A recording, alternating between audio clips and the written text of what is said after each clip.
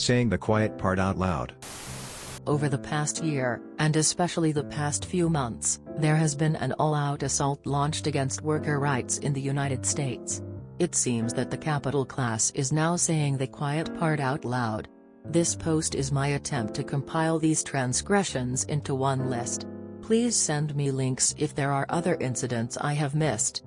The CDC having mandated isolation time for COVID-positive workers despite the fact that they are still contagious and could infect patients, coworkers and customers.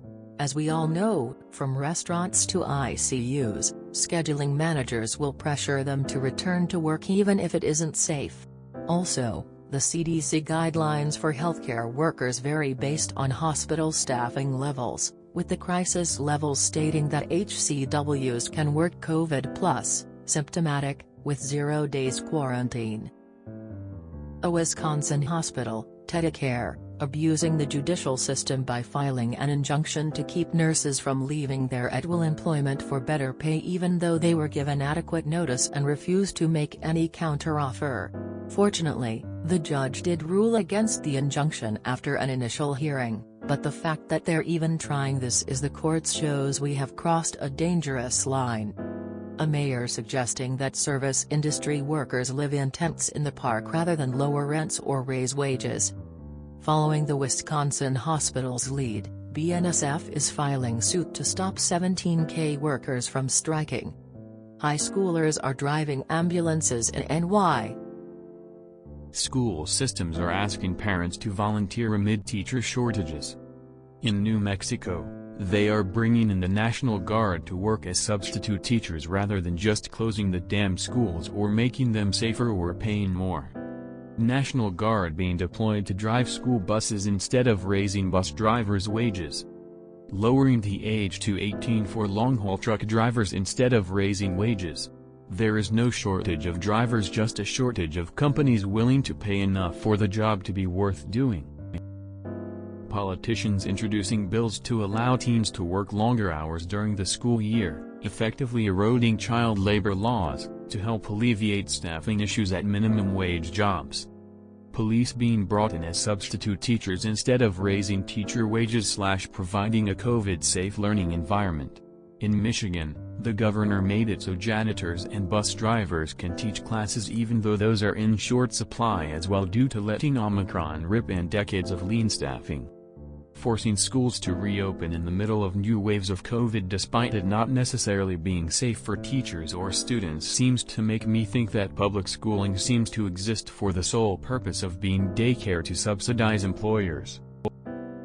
Biden admin quietly letting the child tax credit expire and any sort of extended UI that would provide paid sick leave for workers that miss work due to contracting COVID, which often includes the most exposed such as public-facing restaurant and retail staff as well as doctors and nurses. Also keep in mind that all this is happening while corporations are posting record-high quarterly profits. They can absolutely afford to hire more staff and raise wages and still be as profitable as they were pre-pandemic. They keep banging the drum of worker shortage, while they enjoy the excess profits from intentionally cutting their labor costs with hyper-lean staffing. No one wants to work anymore. 1. Quote. Please comment any related stories I have missed and I will add them in edits. Credit for contributors /u/Amelia Baralia, /u/Undead Libido, /u/Lightbulb Fragment. Edit, the judge completely ceased the injunction. Also the bailouts. A lot of these companies took PPP loans to ostensibly staff their workplaces and never did. Then their loans were forgiven. Police being brought in as substitute teachers. It's not funny anymore when the shit on South Park is happening in the real world. For a brief second early on in the pandemic I was hoping it would force society to do the right thing. Instead, and unsurprisingly, we are resorting back to the early 1900s and our government this time is helping the corporations. Also, I've saved this post for talking points when I get confronted by family and friends who side with the no one wants to work crap. Welcome to the class war. They are going to run out of teenagers real fast. Welcome to the fuck around portion of U.S. history. We'll be exploring the find out part right after a brief commercial break. You forgot companies pretending to be hiring to fill in staff shortages while happily ignoring applications so they can run at half staff and make more profit with the less pay going out. Also, don't forget about abusive employers buying expensive billboards to shame folks for not working for them. Companies could raise wages and improve benefits, which would keep existing employees, attract new ones, and still would profit much more than this weird hill they are dying on by killing the one thing they have to have: labor. I feel like this should be a sticky thread in the sub. Maybe not every day, but on the weekends at least. Don't forget the stream of fast food workers being shot on the job. While still living in poverty over takeout they can't afford themselves. The U.S. voting no on the right to food unamused. https geneva.us mission.gov/2017/03/u-s--o3/20-for/u-s-the-right-to-food/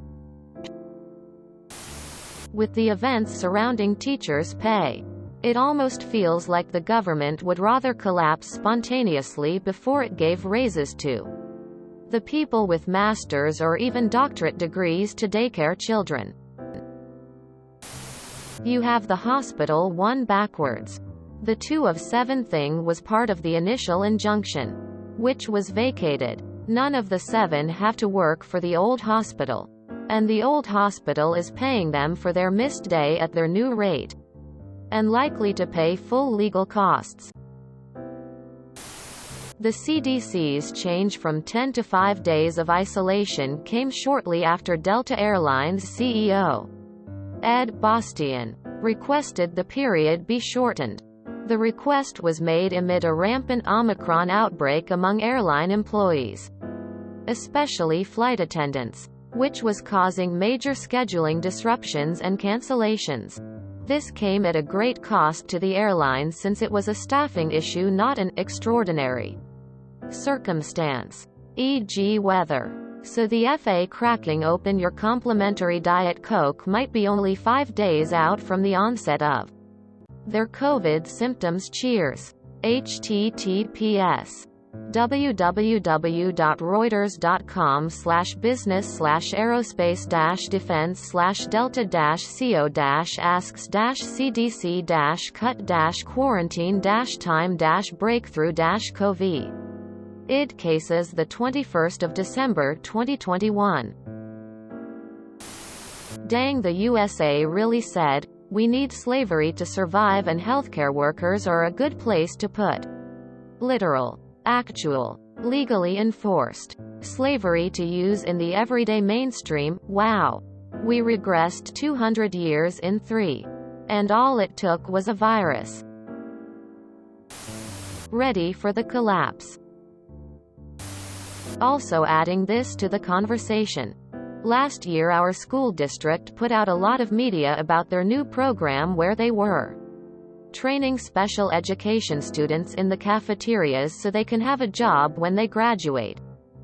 Meanwhile, as a parent, I get weekly emails and phone calls informing me of the weekly job fair and how much they need cafeteria workers and bus drivers. The two put together feels exploitative. Maybe it's a coincidence? Yes. Gotta get the engagement on this one. This is too good to let be dragged down. Thanks for putting this together. They're blowing up the bubble real big this time. And it's going to hurt us all when she blows. If you enjoyed this video, please check out our playlists full of similar content. Epic Ericast is like doom scrolling for your ears. Please like, share, and subscribe.